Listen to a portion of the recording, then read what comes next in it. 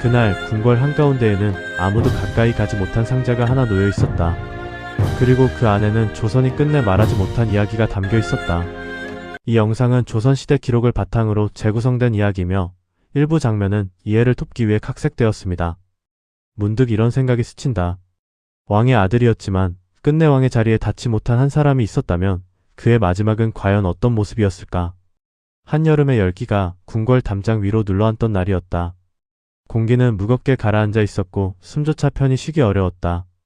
그날 조선의 궁궐 안에서는 누구도 쉽게 입 밖에 내지 못할 일이 벌어지고 있었다. 시대는 혼란스러웠다. 겉으로는 태평성대를 말했지만 안쪽에서는 권력과 두려움이 얽혀 있었다. 왕은 나라를 다스려야 했고 신하들은 그 왕을 받들었다. 하지만 그 질서 속에서 가장 불안한 자리는 아이러니하게도 왕의 아들이었다. 세자. 나라의 미래이자 동시에 언제든 무너질 수 있는 자리. 그는 어려서부터 총명했다. 글을 읽고 예를 익히는데 부족함이 없었다. 하지만 시간이 흐르면서 그의 눈빛은 조금씩 달라지기 시작했다. 이유는 누구도 정확히 말하지 못했다. 다만 궁 안에서는 점점 그를 두려워하는 기색이 번져갔다. 어느 날은 이유 없이 분노했고 어느 날은 며칠씩 방 안에 틀어박혔다.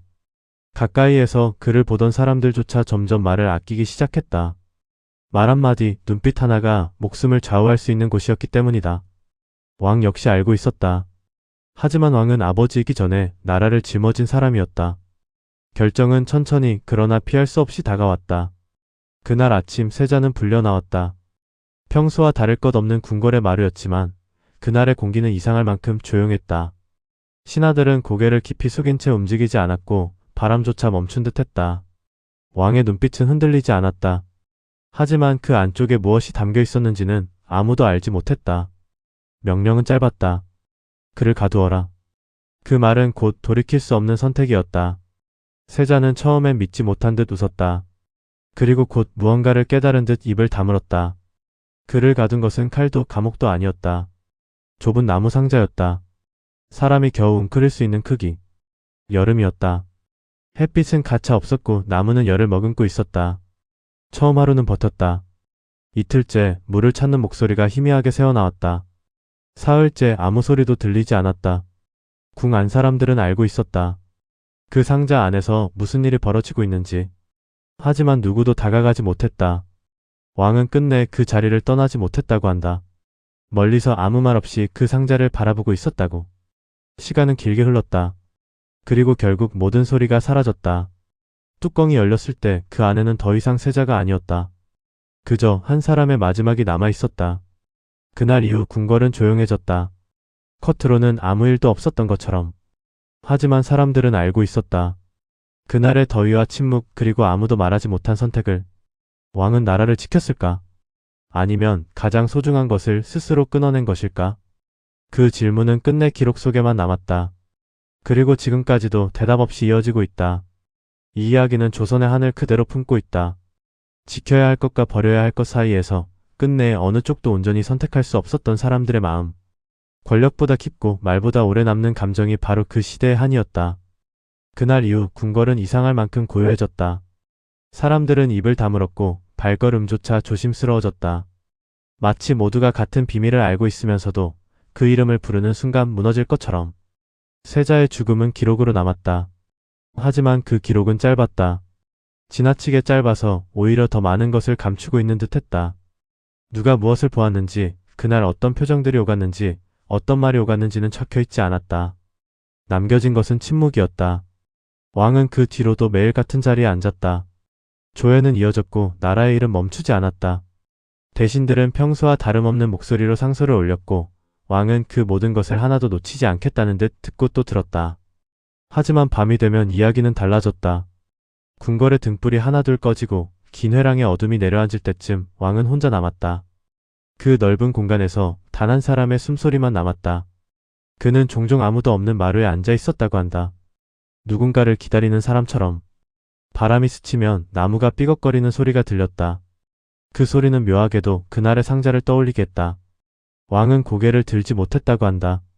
시간이 흐르면서 궁 안에는 조금씩 다른 이야기들이 떠돌기 시작했다. 어떤 이는 세자가 억울했다고 했고 어떤 이는 그 선택이 불가피했다고 말했다. 또 어떤 이는 그날의 일을 입에 올리는 것 자체를 꺼렸다. 진실은 점점 더 멀어졌다. 하지만 한 가지는 분명했다. 그 사건 이후 왕의 눈빛이 달라졌다는 것. 예전에는 단단하고 또렷했다면 그 이후로는 어딘가 오래 잠들지 못한 사람처럼 깊은 그늘이 드리워져 있었다. 누구도 그 이유를 묻지 않았다. 물을 수 없었다. 어느 해 가을 왕은 사도세자의 아들을 불러들였다. 아직 어린아이였다. 세상의 무게를 알기엔 너무 이른 나이. 아이의 눈에는 두려움이 담겨 있었다. 하지만 그보다 더 깊은 것은 이해할 수 없는 침묵이었다. 왕은 한참 동안 아무 말도 하지 않았다. 그저 아이를 바라보고 있었다. 그 시선 속에는 수많은 것이 스쳐 지나갔다고 한다. 아버지로서의 마음, 왕으로서의 책임, 그리고 이미 지나가버린 선택들. 결국 왕은 그 아이를 품지 않았다. 대신 더 멀리서 지켜보는 길을 택했다. 그 선택은 또 다른 시간이 흐른 뒤 새로운 이야기를 만들어냈다. 그 아이는 훗날 왕이 되었고 누구보다도 조심스럽게 나라를 다스렸다. 하지만 사람들은 알고 있었다. 그 조심스러움이 어디에서 시작되었는지를. 궁궐의 돌바닥은 여전히 차가웠고 그 위를 걷는 발걸음들은 언제나 조용했다. 누군가는 말했다. 조선에서 가장 무서운 것은 칼이 아니라 선택이라고. 되돌릴 수 없는 결정, 그리고 그 결정을 안고 살아가야 하는 시간. 왕은 끝내 그날을 잊지 못했을 것이다. 아니, 어쩌면 잊지 않기로 했는지도 모른다. 기록에는 남지 않은 밤들이 있었다. 아무도 보지 못한 후회가 있었고 누구에게도 말할 수 없는 기억이 있었다. 그 모든 것이 쌓여 한 사람의 삶이 되었을 것이다. 그리고 그 삶은 조선이라는 시간 속에 조용히 스며들었다. 지금 우리가 그 이야기를 꺼내는 이유는 단순하다. 그저 오래된 사건이 아니라 지금도 반복되는 선택의 이야기이기 때문이다. 무엇을 지키고 무엇을 버릴 것인가? 그 질문 앞에서 누구도 완전히 자유로울 수 없다는 것. 그래서 이 이야기는 끝난 것이 아니다. 다만 우리가 듣지 않았을 뿐이다. 그리고 여전히 조용히 이어지고 있다.